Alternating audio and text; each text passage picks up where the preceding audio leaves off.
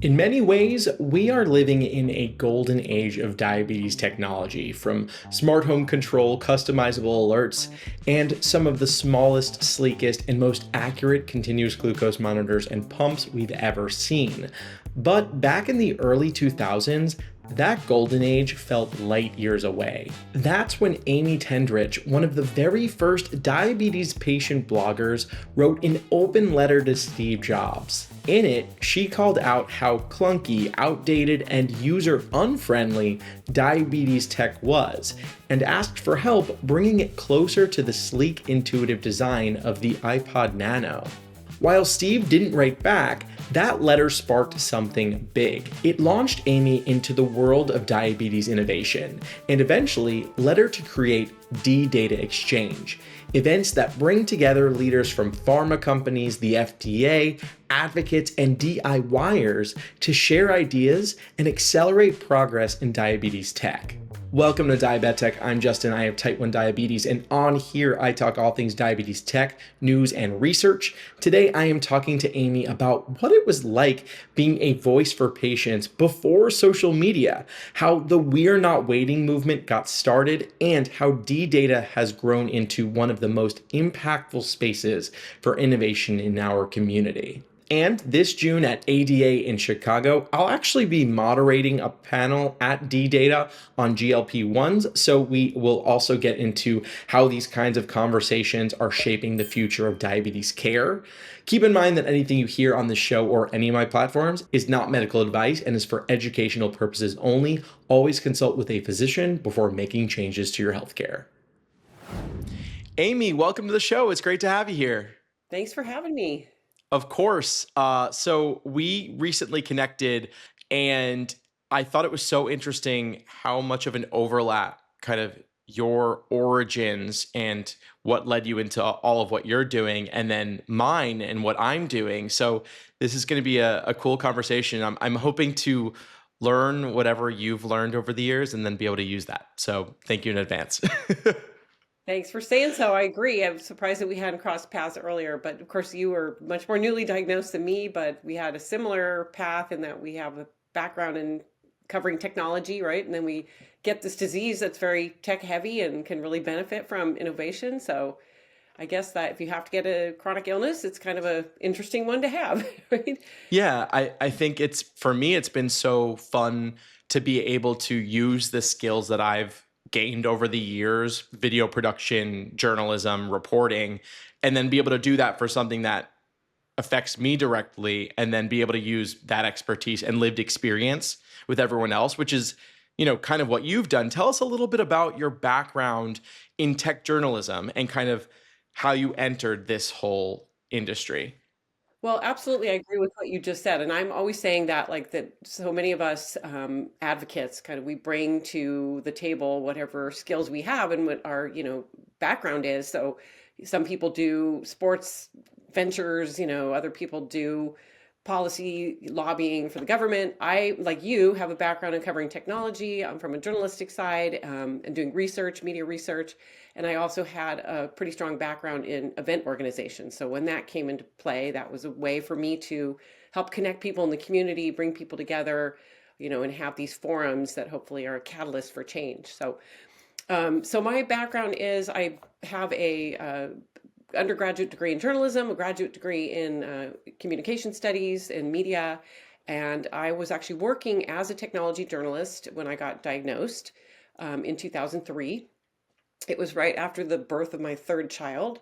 And I was told that I had, somewhat high blood sugar, but I didn't, I guess prior to the baby being born, but I assumed that that was a gestational and it was going to go away. No one told me any different. So when the baby came, I started losing weight like crazy and sort of had a classic, crash into the hospital. I was there for like 10 days. I was, going into DKA and the whole thing. It was really rough because I had a 5-year-old, a 3-year-old, and a 5-month-old baby, and was sort of rubber stamped as a type 2 because of my age and just Same. because I guess.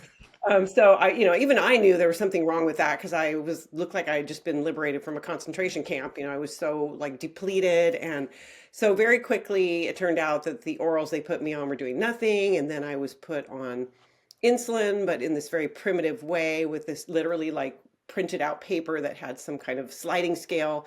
And I was in the honeymoon phase, as you know, in the beginning, where I really didn't need a lot of insulin. So I was having then lows all the time.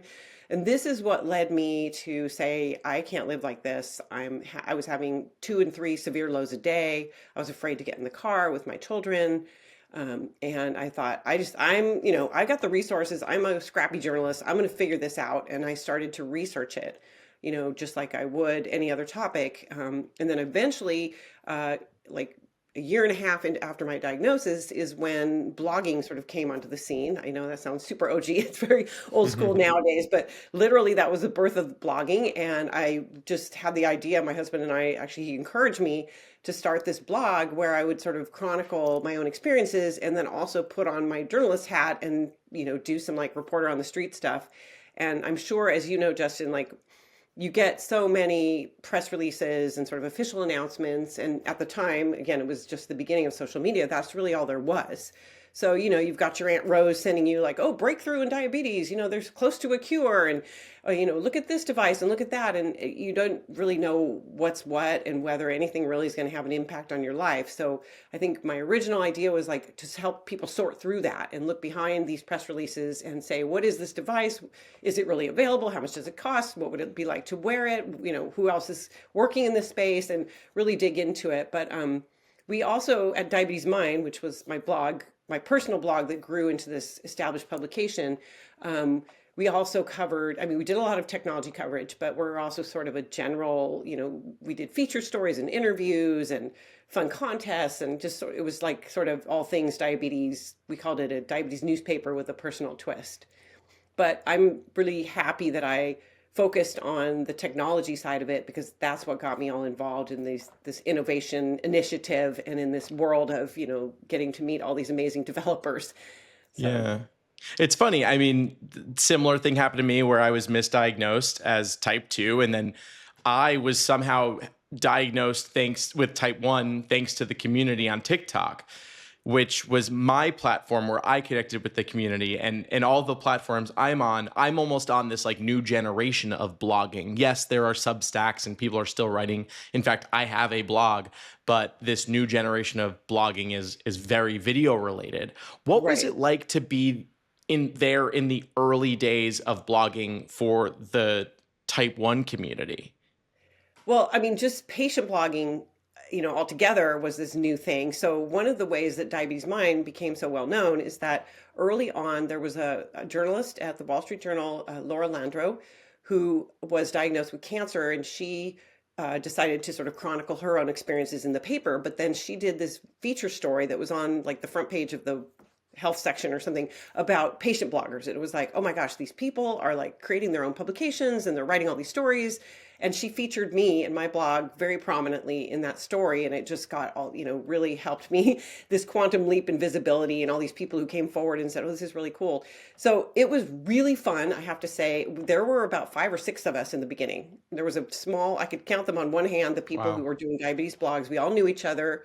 We had all these primitive tools in the beginning. I forgot what it was called, but it was related to the original Blogger app, this sort of roundabout thing where you could list other people's blog, like links to other people's blogs that are related in the same area. And then people could cycle through and see all the blogs. Now that would be impossible because there's probably thousands of them at the time. We were a small group.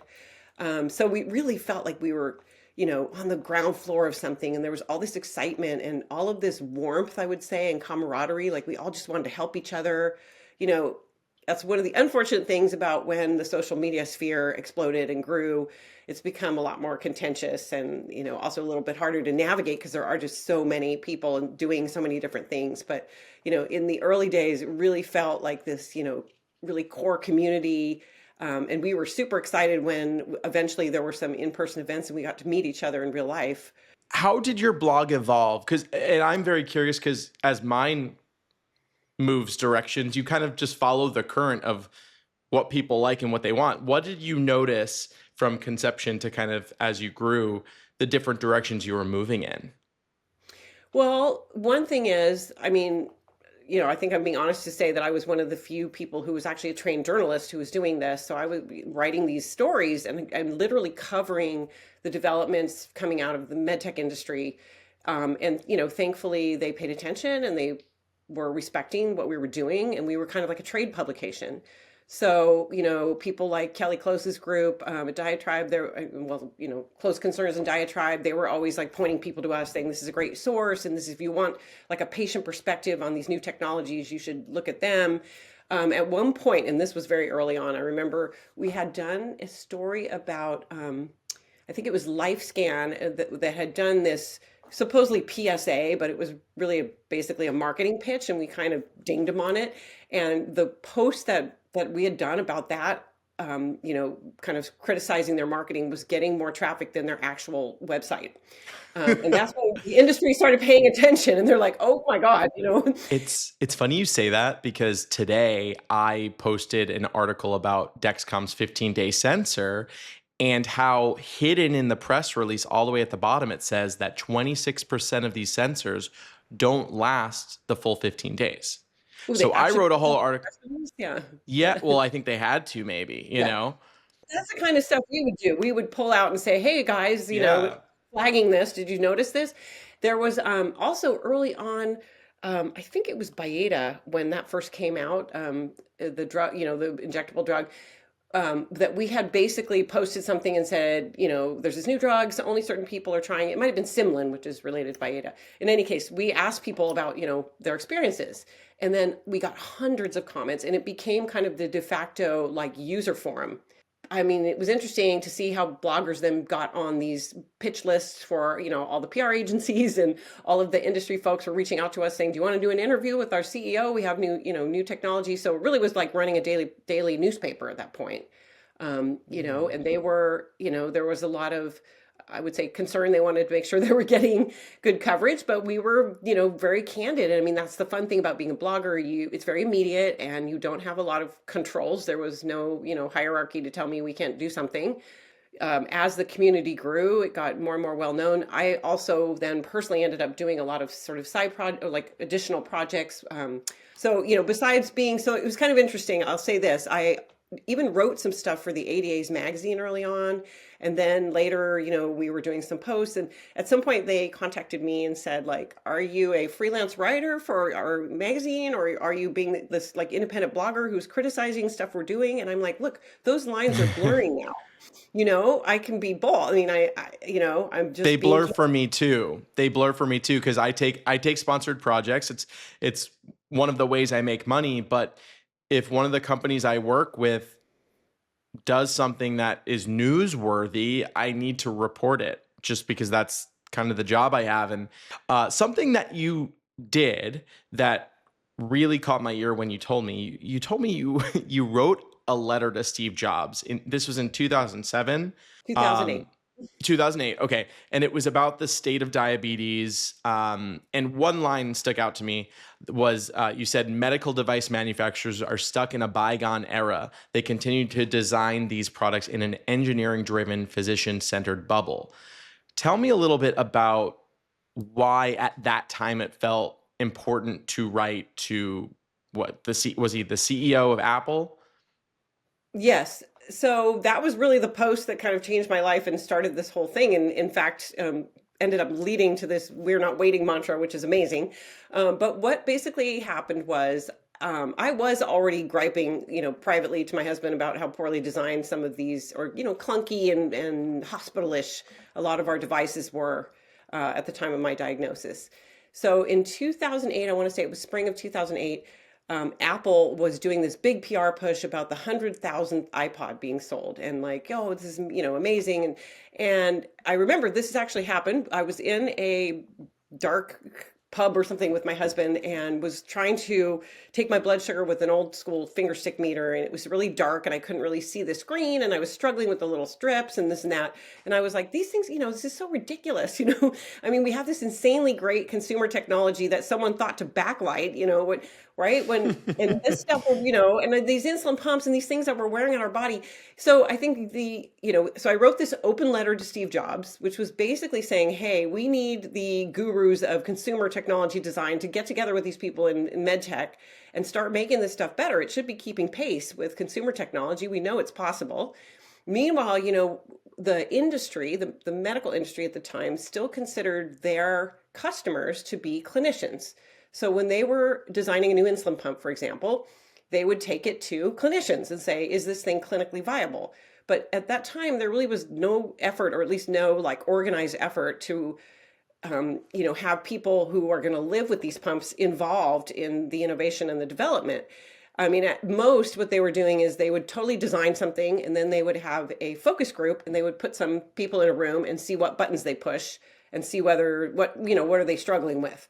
But that's not the same as, co-designing alongside your users, right? So that was really a big point of it. And I was, shocked and delighted that it got so much attention, and all these people came out of the woodwork and said, I've been saying this all along, including some people in industry, including some folks at the Stanford biodesign department who I ended up later working with. And then it actually got picked up in TechCrunch, Michael Arrington's tech blog. So through that, then it kind of ricocheted around, and there were stories literally in like the Chicago Tribune, the Financial Times, and Inc. magazine. All these things picked up on this idea of patients pushing for better design of devices, and also for being involved in the innovation process. So what ended up happening was, we were so inspired by this that we had the idea to do this open innovation competition, which we called the Diabetes Mind Design Challenge. Yeah, so we got inspired to actually put out a call to patients, or engineers, tinkerers, anywhere who had an idea to improve life with diabetes. So basically it was, if you have an idea for any kind of product, device, gadget, or even a service that would help people live better with diabetes, we want to hear about it. And I was able to get a grant from the California Healthcare Foundation, so we had really substantial prize money for it.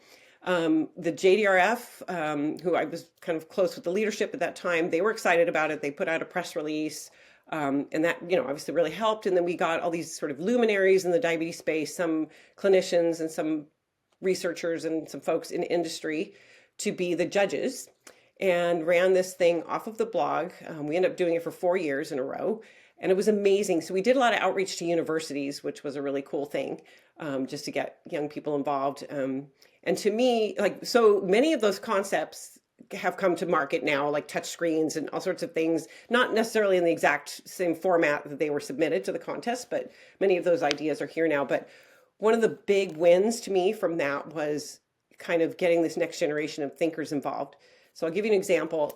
The woman who won our contest in 2009 was a graduate student at Northwestern University, and she was in a design program. She did not necessarily have any thoughts about going into the diabetes industry, but she was very inspired by winning the contest, and then I was able to introduce her to a bunch of people, and she eventually got hired at Medtronic in their next generation insulin pump group.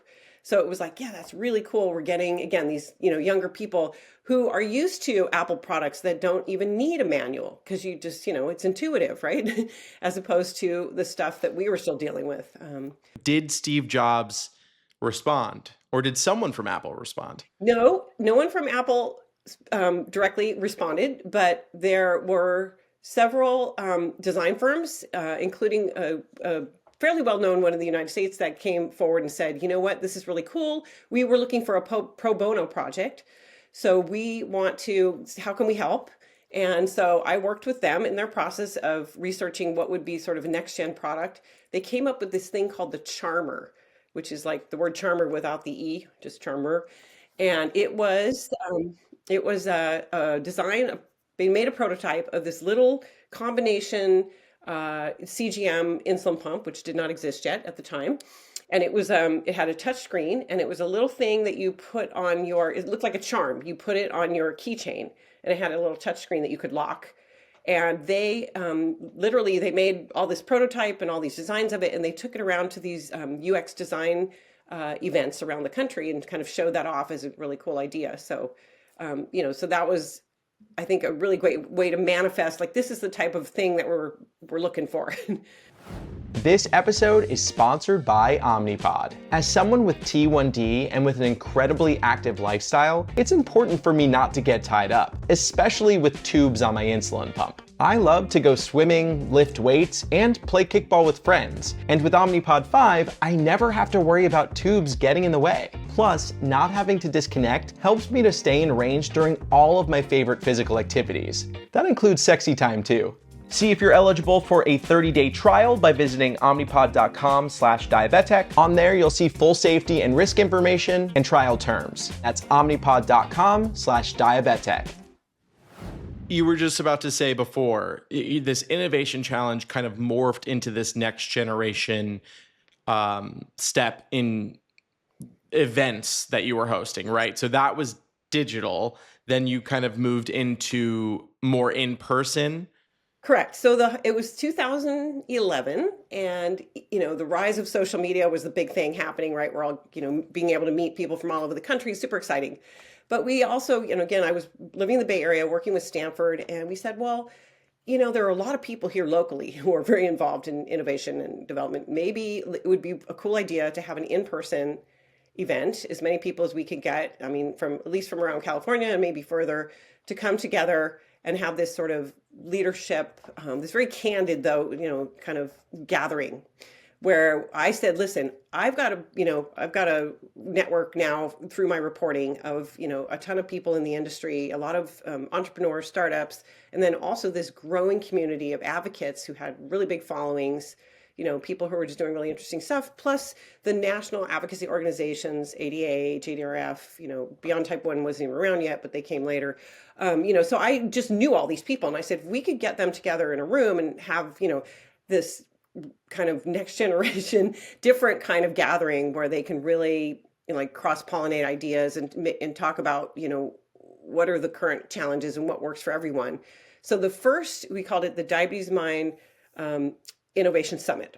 And it was at Stanford in the fall of 2011. The very first one was actually a workshop that was run by IDEO Design. I don't know if you know them. They're a very well-known design firm. They're based in Palo Alto. They work a lot with Stanford, and they also are big in healthcare. They now work a lot for Eli Lilly and other companies.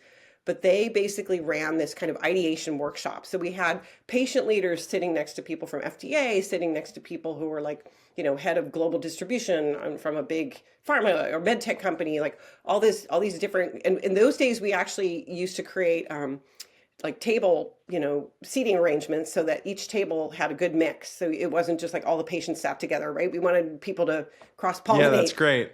So we did this, and it was very well received. I have to say, in the very beginning, the industry people were kind of reticent to come, and they're like, I can't disclose what my company is working on, or I don't know if I can be sitting across from someone who's my, competition. I said, look, we're not asking anyone to reveal their IP or anything. We're talking, we're just talking about bigger challenges, what needs to be done, patient needs, et cetera. Anyway, it was very successful. And then we did that for another year. And then in 2013, that was also when Tidepool came on the scene. And if you know those guys, and Yep. I was reporting on them as sort of this cool diabetes startup, and that was also a nonprofit. And went to Howard Luck, who's the CEO, and said, "Hey, I'm thinking that I'm hearing about all of these kind of individuals out there who are very technology savvy, who are engineers. Many of them are parents of a child with type 1 who are starting to tinker with this stuff and create their own solutions, and they're reverse engineering the protocols and the Dexcom, and they're making all this stuff. I think it would be really cool to have some kind of hub for those people." So we decided we're going to do this pre-day to our big summit, and it's going to be called the Diabetes Mind D-Data Exchange. And the Tidepool guys, they co-hosted it with me the first couple of years. But so we thought, okay, we got a classroom across from the big hall in the Stanford School of Medicine. And we're like, well, we'll have 20, 25 people from the Bay Area, and ended up being a standing room only, really excited. We were over fire code. We had way too many people in there, and everybody was buzzing. The first one was just a big show and tell. Everyone who's there basically got up and talked about what they were working on. I want to hear more about who was there. Lane Despero, who you may know, who's, launched, he was with Medtronic for many years. He's launched several startups. Brilliant person. He was actually the one. And then, of course, Howard and some of the original folks from Tidepool. And then some of the people who ended up being behind, Bigfoot and Beta Bionics and all of those like, original folks. There's kind of a core group of diabetes dads, who were there. You had told me that there were different areas of the industry that you wanted to bring together, right? So one thing that happened was the next day after the first Diabetes Mind D Data Okay. Exchange, we asked Howard to give a little summary of what happened the day before. And we had sort of, at the end of our little meeting, we're like, what do you guys think? What is coming out of this meeting? And I'm pretty sure it was Lane Desborough who originally said, like, it feels like we're not waiting, and then we talked about that. What does that mean and everything? And then Howard presented that the next day. And then that became sort of the mantra. And as you know, grew into this like whole movement that represents DIY diabetes development. So we are not waiting started in that room.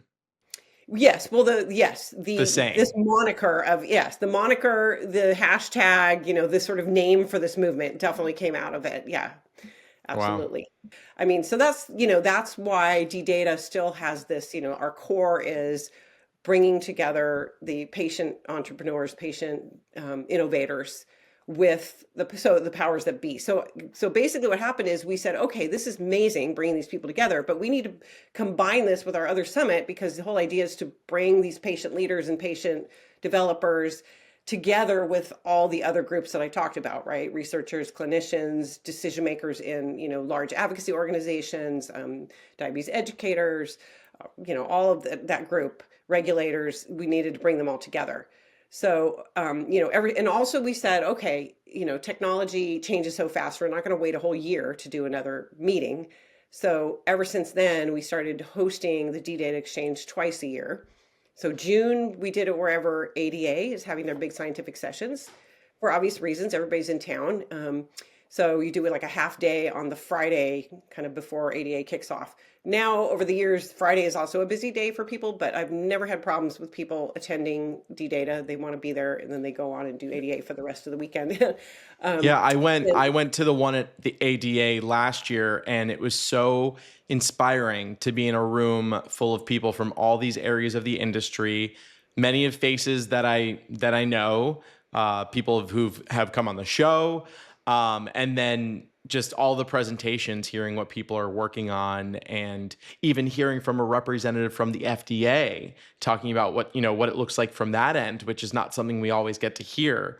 That was an eye-opening experience. Are there any stories that anyone's told you about, like, I went to your event, I met this person, and we were finally able to connect and make something happen? Like, absolutely. And this is why I keep doing it, because it's not just like, let's have a fun event. It's literally amazing, tangible things come out every single event. It just blows me away. I have people, so in the early days, so many people in the DIY community were getting hired by all these companies, because they would come in and they'd give a presentation, and they'd meet people, and Dexcom hired up a bunch of people, Tidepool did, MySugar at the time, so there was a lot of that happening. But literally, I mean, over the years, I can't even tell you how many people have told me, like, we launched a pilot project, we were able to put together an advisory board, we're doing a collaboration with this company, or our group is providing a bunch of beta testers for this new app.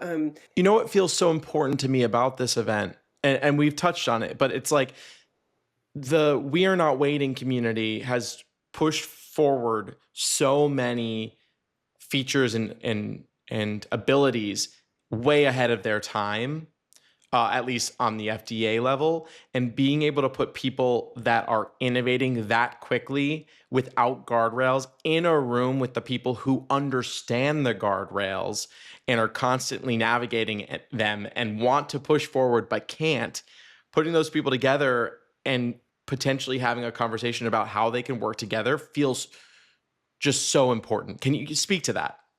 Well, first of all, thank you. You put that so well. I love how you said that. And it's totally, I mean, that is totally, for me, the lifeblood of this, like why we do it. We talked originally about like how we bring our skills to it. I mean, I'm not an engineer. I'm not a developer. I'm a huge fangirl, and I know how to describe this stuff, obviously, as a journalist. But like what I can bring to the table is hopefully facilitating what you just said, trying to bring these people together to have meaningful connections and, accelerate things. And, it was, in the very beginning when the DIY systems were really new, there was people say, how can you have, someone up there talking about that when there's FDA people in the room? I said, well, this is the world that we're in. Like, they need to know this is happening. No one's going to say to that person, the one individual who's sitting there, like, you need to decide right now, what are you going to do with this, right?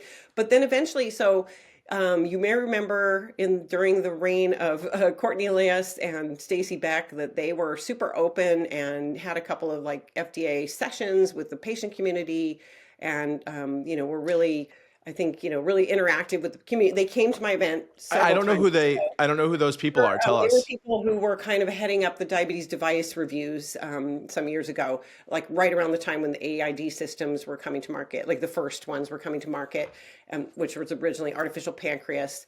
And I feel like, were pioneers in, helping FDA really listen to and embrace, patient input. And again, they were very involved in my event. They came many times. And, that was another thing where they were like, thank you for getting us in front of these people. We met a bunch of people. Now they're doing all these different initiatives. And I know they worked with the Diatribe Foundation and did some like webinars and stuff. So yes, but you're absolutely right. It really is, it's not a CME event just to like get some kind of certification or anything like that. It's really, this is like, let's stir the pot. Let's be a catalyst for change. Let's get the right people in the room and have really good conversations about what's new and hot. What are the barriers? What are the challenges? How can we get past those things? How can we make sure that everything that's being developed is really in the interest of patients, but then there's no reason that companies can't profit off that if they make a good product, right? So, Well, I mean, yeah, that's also the goal of the We Are Not Waiting community. It's not for them to come out with the features first and keep them to themselves. They right. want FDA cleared systems to take their ideas and implement them into the devices so that everyone can, have those features and live a more free life. That's the whole reason these people in their free time, they are, working on these projects. It's not to keep it to themselves. That these are many selfless people that are spending this free time that they could be spending with their families or themselves playing video games to create better algorithms that people like you and I can benefit from. The reason that I'm so gung ho on always putting patient innovation at the forefront is like, I think it's illustrating the unmet needs, right? It's showing the industry, like, here are the things that we still want and need that aren't out there, exactly the way you said. And we hope that you will pick up on these ideas, right? And again, I always say, why are these people taking their own personal time and effort and money in many cases to do this stuff? Because they have a passion and they feel that they've come up with a solution that's going to help relieve the burden of diabetes. And, and you're right, let's get it in front of the right people and hope that they do pick up on the ideas. In your last few meetings, what are the trends that you're starting to see become really popular in that We Are Not Waiting space that FDA cleared systems are picking up on and, working on bringing in themselves? So are you asking specifically about like what features in AID systems, or just overall what topics are hot? But kind of all, whatever, whether it's an actual feature or something that something can do, or trends that you're seeing like AI.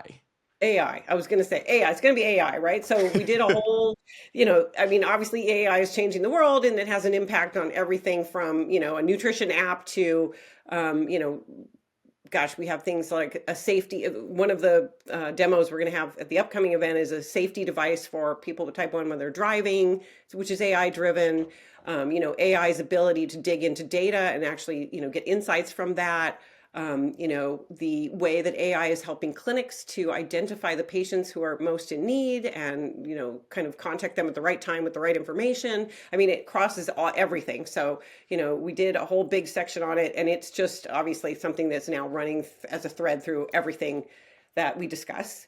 Another big, currently really topical issue is GLP-1 therapies, as you know.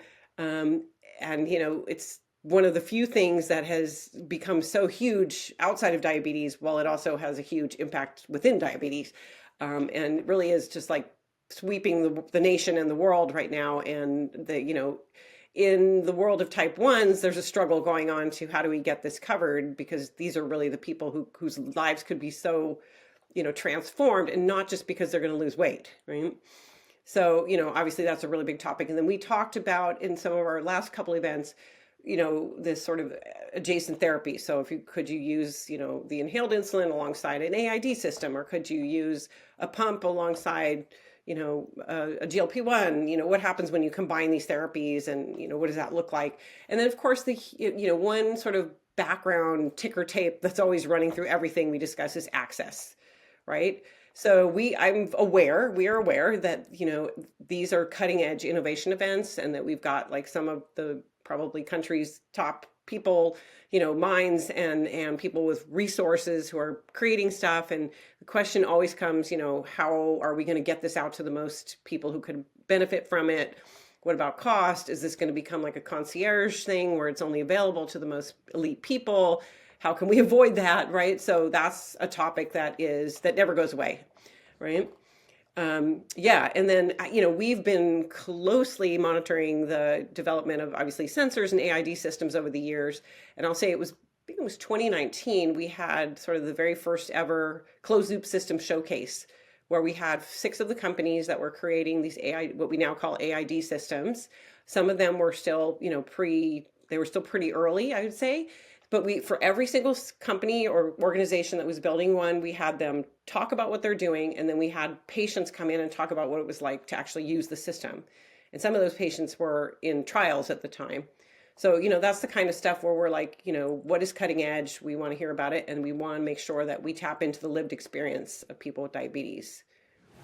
Today's episode is sponsored by T1D Exchange. You can directly make an impact on diabetes healthcare, treatments, and technology by participating in the T1D Exchange registry. It starts with a simple survey about your life with T1D, and it only takes about 15 minutes. After that, you'll have a personal portal with ongoing T1D study and survey opportunities. Plus, some of these studies even offer compensation. Signing up with the link in the show notes helps support my channel, and it allows me to continue putting out free content. You can sign up at t1dexchange.org/diabetic or click that link in today's show notes. After the years of throwing this event, is there something that you're most proud of? I guess, being able to say that I was there at the, ground zero of this We're Not Waiting movement, and, help cross-pollinate and bring people together and foster that. It's just so exciting. And I still every day see like stories coming out of, the UK and other countries about the We're Not Waiting, like it's this thing. And I'm like, oh, that was me. I was there when we, so Right, that's a really right. exciting thing to know that you were a part of that. And also, I'm just going to say, like, you probably feel the same way. No one wants to have diabetes. It's a shitty disease, but doing the work we do, you get to meet so many amazing people. I feel like this community just never ceases to blow my mind. There are so many great people out there. And, it was easy early on to think, well, the pharma and the med tech people are the enemy, or they're just, out there for corporate greed. But there are so many good people in those organizations who, many of whom live with this disease themselves or have a child, and they're really there for the right reasons. And, knowing that, it gives me hope that, despite the challenges we're all facing, that people are, pushing in the right direction. Yeah. When you were in the room and you all came up with this We Are Not Waiting, did you understand the gravity of that at the time? Interestingly, there was no, how could we possibly know it was going to sweep the world? No, but we did create this whole list, and I have it somewhere like in our original materials of like, we're not waiting for what. And we went like, there was this whole manifesto that went with it. We're not waiting for the FDA. We're not waiting for the industry companies to do it. We're not waiting for, it was like a whole description. We thought, we had to have this really well thought out manifesto. And it turned out just like that hashtag and that mantra, you could just take it and run. Like people got it. They knew what it meant. And, again, it felt exciting. It felt like we were definitely on the ground floor of something big, but there's no way to really, preview how just like, what a world changer this was going to be. Right. Yeah. What do you think we are not waiting for right now? That's a good question. I feel like we ask that every year at my event. We're like, okay, what is it now? And really that's how we choose the topics. In fact, we're like, are, I have these two key questions we ask, like, what is the D-Data community buzzing about right now? And, how are these new emerging challenges being met? And we use those as kind of guideposts to pick our topics and speakers and stuff. So, I mean, that's, it goes back to sort of what's hot right now. So maybe what we're not waiting for right now is, how can we get GLP-1s covered, and approved for people with type 1? Like, come on, man, let's not wait on that. Let's do it. Right. A lot of people are having success there. They're using it off right? label, and yeah, we need more information there. More, yeah. And I mean, so at the upcoming event, which is going to be in June in Chicago, we are for the first time ever going to be showcasing cell therapy innovations, which hasn't normally been sort of our bailiwick. But the reason that we're choosing to do it is it feels like we're at this inflection point where there are a lot more players in the space. There's a lot more tangible evidence. There are obviously more people who've actually undergone these cell therapy treatments and who can talk about the impact on their lives. And it feels like it's really getting somewhere. So that is an innovation that's sort of up and coming. And we're not waiting for a cure. Let's do it. Thank you. We're not waiting for a cure, and how can we push ahead and how can we push on access so that more people, would be eligible to get this life-changing therapy, right? Is there anything that over the span of blogging and that growing into these events, is there anything that you've learned from this whole process that you wish you could go back to like your earlier self when you started all this and say like, hey, do this or yeah, you know what I mean? I mean, it is a blessing and a curse being so independent and being kind of a one-woman show, because I feel like there's a lot of things I should have kept track of. And like early on, I didn't even have a good system to keep track of my own network. I just knew so many people and it was like, oh my God, where's their phone number? Where's their email? It sounds kind of primitive, but it was like just so busy doing the everyday work. You're like, oh my goodness, I should have a database of people. So I feel like it took me a while to realize like I need some infrastructure, in order to like sustain this.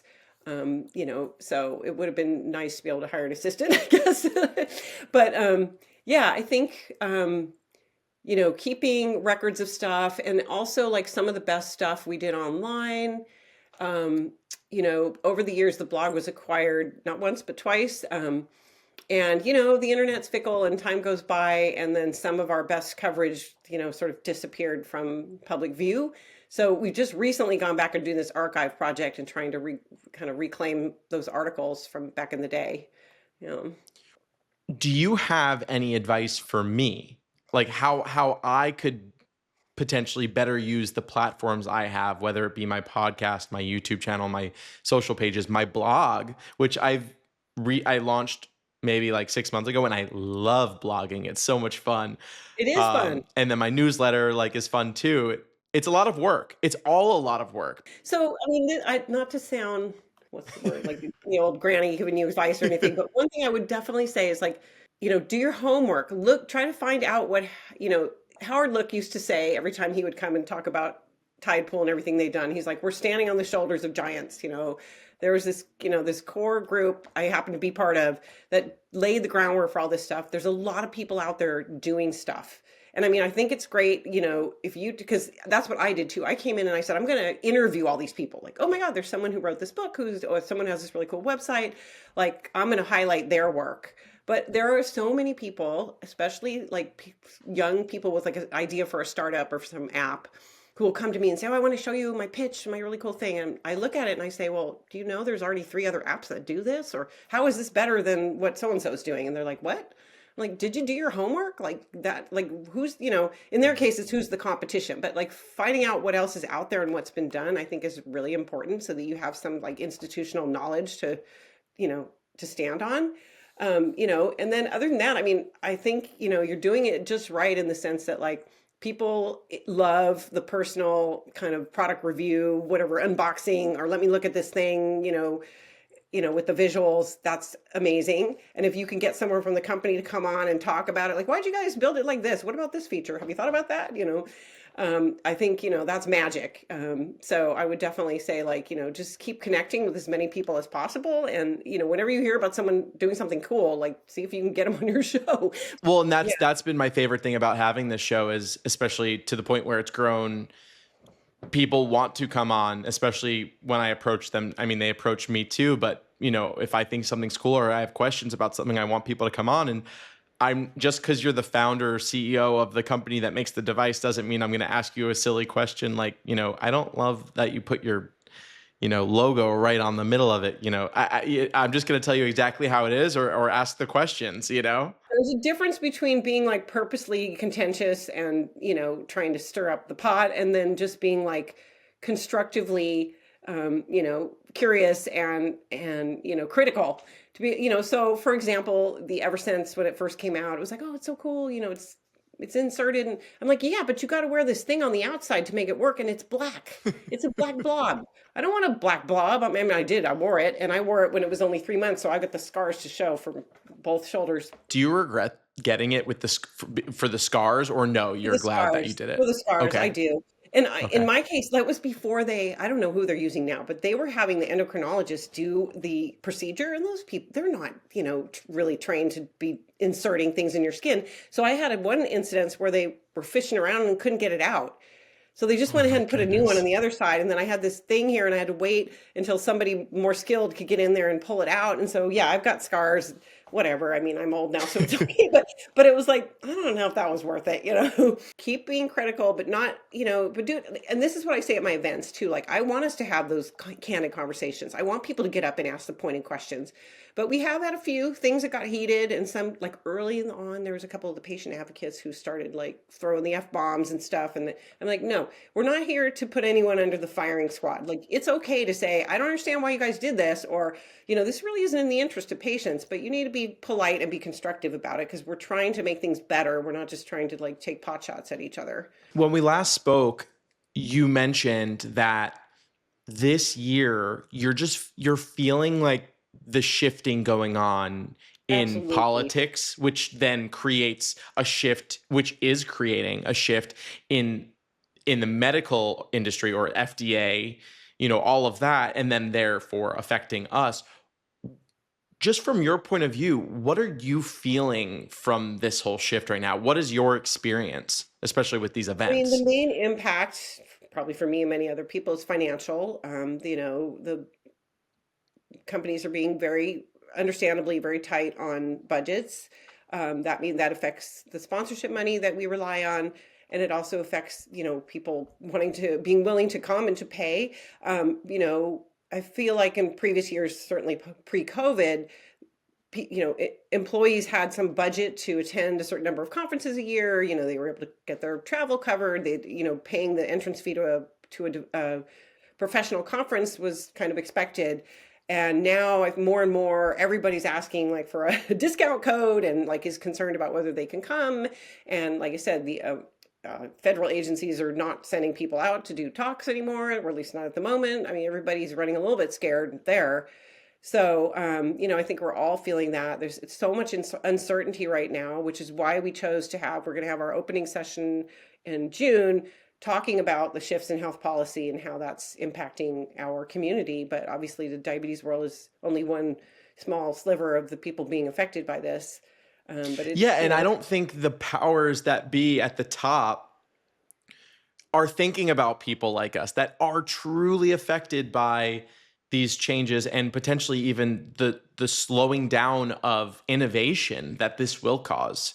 So I'm excited to hear that. I was talking about how med tech devices are going to go up in price. And one of the main things they were talking about is insulin pumps. And I'm like, are you kidding me? They're already so expensive.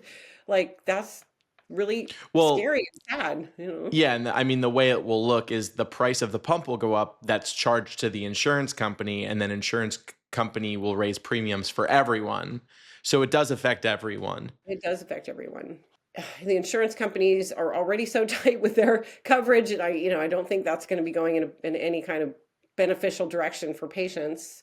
So it is. It's just it's such uncertain times, and it's really is. It's.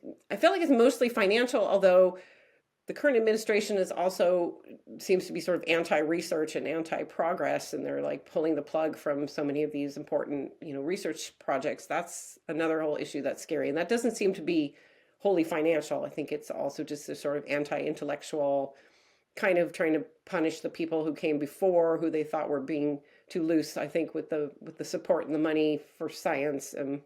I mean, I told the folks that are on this panel, like, we're not going to prepare too much because we have to wait until a few weeks before the event. Right. Yeah. What is actually happening? Yeah. I don't know. Right. The entire first segment of the day, you're like, oh, we need to rewrite this. Hopefully no changes happen that week. In your eyes, what work is left to do? There was even a time a couple of years ago, not too many years ago, when they were sort of saying, maybe this whole weird waiting thing is petering out. Maybe we don't really need this anymore. Like, the industry's catching up. And I was like, no, there's always more to be done. And because technology is enabling things to go, be faster, better, more efficient, that just breaks open new possibilities for, what we can do with a data platform, what we can do with an app, so I think there's always more out there that has, yet to be discovered or put together. And I mean, again, cell therapy innovation, we didn't talk about it for a long time because the cell therapy area just felt like a sort of pie in the sky, way off in the future thing that, it's going to be another couple decades. Now it's feeling closer. And that is like a functional cure. I mean, is kind of like living without diabetes, which is, and people who are taking GLP-1s now are telling me that they feel the same way. They haven't taken a bolus in months. It just blows my mind.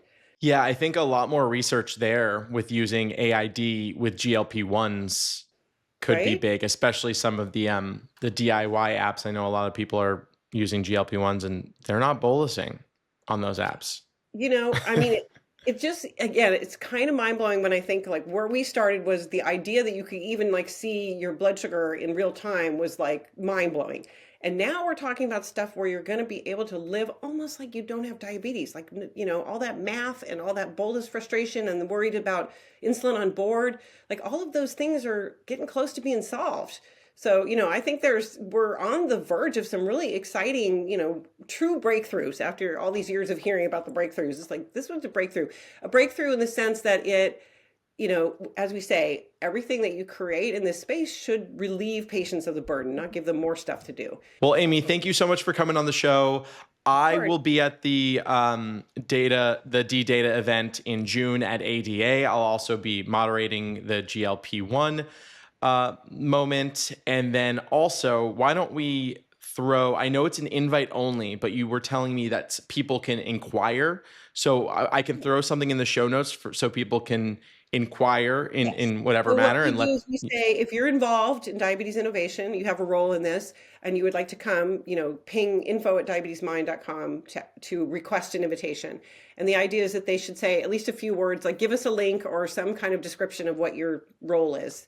It's not open to the public. It is a leadership event, but again, we're happy to, welcome people who are involved in this space in some way. Yeah. Yeah. Great. Awesome. Right. Well, that will be in the show notes, and I will see you there, I guess.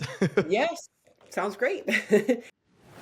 Thanks for listening. New episodes air every Monday on YouTube and on all major podcast platforms. If you want to read that letter to Steve Jobs, I've thrown it in the show notes. I'm Justin, and I'll talk to you later.